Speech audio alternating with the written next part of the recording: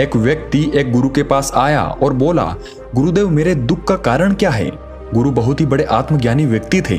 गुरु ने कहा, अपने आप को चीजों से चिपका लेना, चीजों को पकड़ लेना और उन चीजों के प्रति आसक्त होकर उसके पीछे भागना ही तुम्हारे दुख का कारण है। उस व्यक्ति ने गुरु का धन्यवाद किया और कहा, गुरुदेव आपने तो मेरी समस्या का समाधान कर दिया।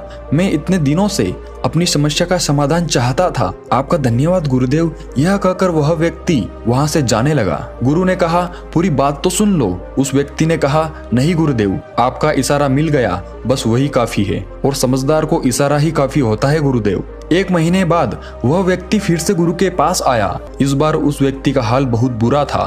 वह बहुत दुखी था और सीधे गुरु के चरणों में गिर गया और कहा, गुरुदेव आपने जो कहा था मैंने वैसे ही किया, पर मुझे सुख नहीं मिला, मुझे तो और दुख मिल रहा है। गुरु ने उस व्यक्ति से पूछा, तुमने ऐसा क्या किया। व्यक्ति ने कहा, मुझे अपने परिवार वालों से, मित्र रिश्तेदारों से दुख मिल रहा था तो मैंने उन्हें छोड़ दिया और छोड़कर चला गया। 2-4 दिन तो मुझे बहुत अच्छा लगा, पर धीरे धीरे मुझे उनकी याद आने लगी। अपने माता पिता, अपनी पत्नी, अपने बच्चे याद आने लगे, रिश्तेदार, यहाँ तक कि अपने शत्रु भी मुझे याद आने लगे। इतना दुख तो मैंने उनके पास रहकर भी नहीं जाना था जितना कि उनसे दूर होकर दुखी हो गया हूँ। इसलिए आज मैं घर वापस जाने के लिए निकला था और आपके पास आ पहुंचा। आपने मुझे इतनी गलत सलाह क्यों दी गुरुदेव। गुरु मुस्कुराए और गुरु ने कहा, तुम परिवार को छोड़कर भागे, मित्रों, रिश्तेदारों, यहाँ तक कि शत्रुओं को भी छोड़कर भागे, पर यह तुम्हारी गलत फहमी थी कि तुम छोड़कर भाग रहे हो।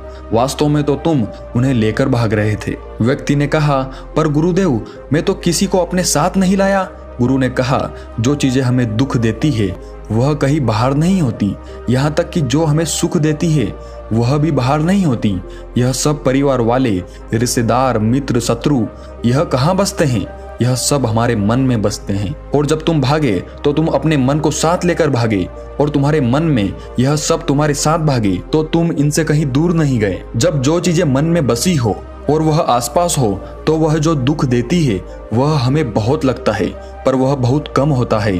और जब हम इन चीजों से दूर हो जाते हैं, यानी छोड़कर भाग जाते हैं, तब मन उन चीजों को पाने के लिए फिर से प्रयास करने लगता है और तब यह चीजें बहुत ज्यादा दुख देती है, जैसे तुम्हें हो रहा है। व्यक्ति ने कहा, तो गुरुदेव मैं क्या करूं? चीजों के साथ रहूं तो दुख, चीजों को छोड़कर जाऊं तो दुख। क्या मैंने सिर्फ दुख उठाने के लिए ही जन्म लिया है? गुरु जोर से हंसे और कहा, यह बात बिल्कुल सत्य है। यहाँ सब सिर्फ दुख उठाने के लिए ही जन्म लेते हैं, पर यह भी सत्य है कि इन दुखों के पार सुख है और उन सुख के पार दुख है, फिर सुख और फिर दुख है। जिन चीजों में हमें सुख नजर आता है वह दुख देते हैं और जिनमें दुख नजर आता है वही सुख का कारण बन जाते हैं। उस व्यक्ति ने कहा, गुरुदेव क्या इस सुख दुख के मायाजाल से बाहर निकलने का कोई रास्ता नहीं है? गुरु ने कहा, रास्ता तो है। अगर तुम इसी दुनिया में रहना चाहते हो, इन सब के साथ रहना चाहते हो, तो तुम्हें एक काम करना होगा। तुम ऐसे ही रहो जैसे कि तुम इस दुनिया में अकेले हो। सबके साथ रहो पर अकेले रहो। व्यक्ति ने कहा, पर गुरुदेव यह कैसे हो सकता है? गुरु उस व्यक्ति को एक जगह पर ले गए जहां एक मेला लगा था और वहां बहुत भीड़ थी।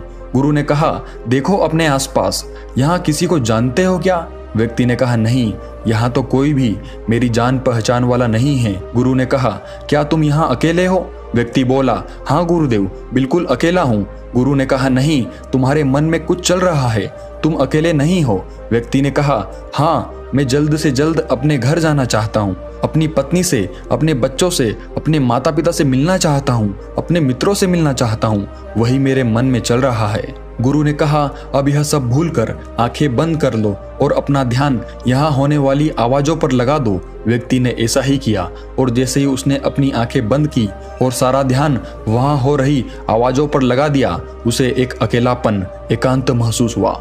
उसे लगा कि वह इतनी बड़ी भीड़ में भी अकेला है। सभी आवाजों के ऊपर ध्यान लगाने के कारण किसी आवाज का कोई महत्व नहीं था, बस आवाजें थी और वह था। उसने अपनी आंखें खोली और कहा, गुरुदेव यहाँ तो मैं बिल्कुल अकेला हूँ, सब है पर कुछ नहीं है। गुरु ने कहा, बस इसी तरह अकेला होना है तुम्हें। रहो सबके साथ पर भीतर से अकेले रहो। साथ में सब हो पर मन में कोई न हो। जिसने इस तरह से अकेला जीना सीख लिया, उसे कभी जीवन में दुख नहीं होते, उसे चीजें दुख नहीं देती, वह हर चीज में आनंद की प्राप्ति करता है। गुरु ने आगे कहा, महान सफलताएं अकेलेपन से ही शुरू होती है, अकेलापन ही हमें उनसे मिलाता है। अपने अकेलेपन को नकारात्मक मत समझना, बल्कि उसे एकांत समझकर खुद को जानने का प्रयास करो। जब तुम्हें एकांत पसंद आने लगे तब इसका मतलब ये होगा कि तुम्हारा वास्तविक वजूद तुमसे मिलना चाहता है, इसलिए अपने इस एकांत प्रेम का सम्मान करो। गुरु बोले, मैं तुम्हें 7 ऐसी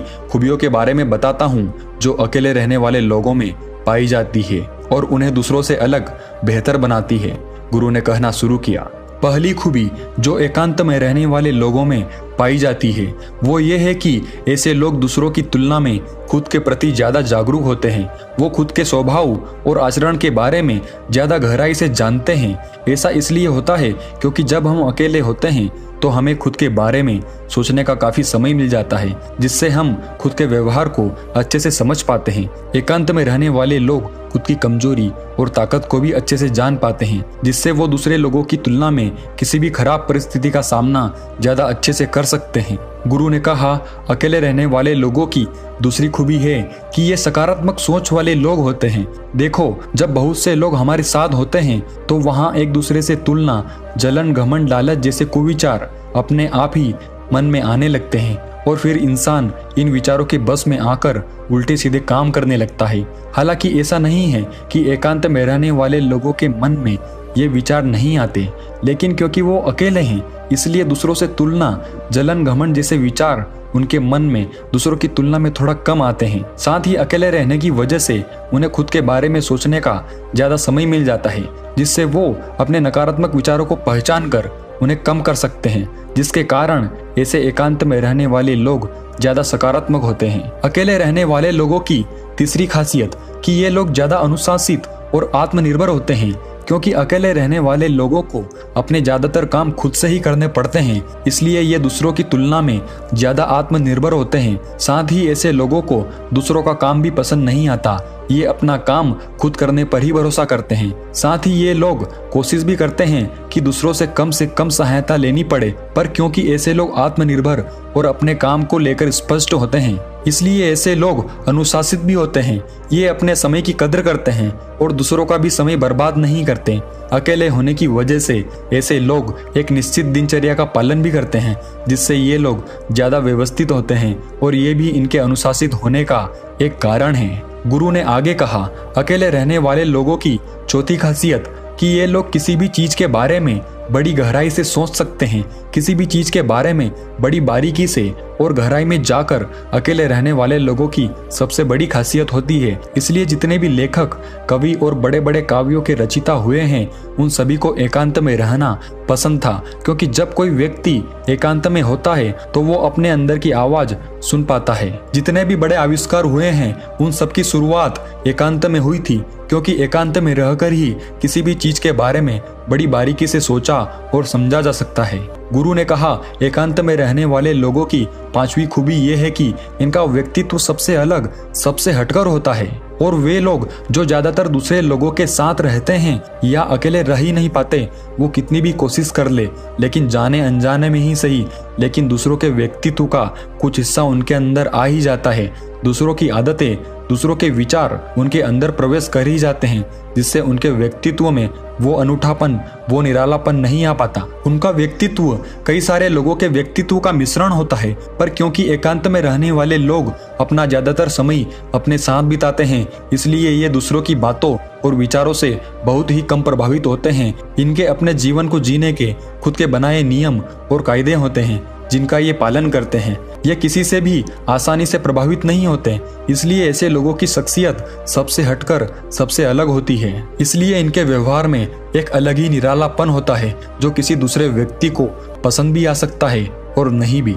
गुरु बोले, छठी खासियत जो एकांत में रहने वाले लोगों में पाई जाती है, अकेले रहने वाले लोगों के दूसरों के साथ रिश्ते बहुत ही गहरे और मजबूत होते हैं।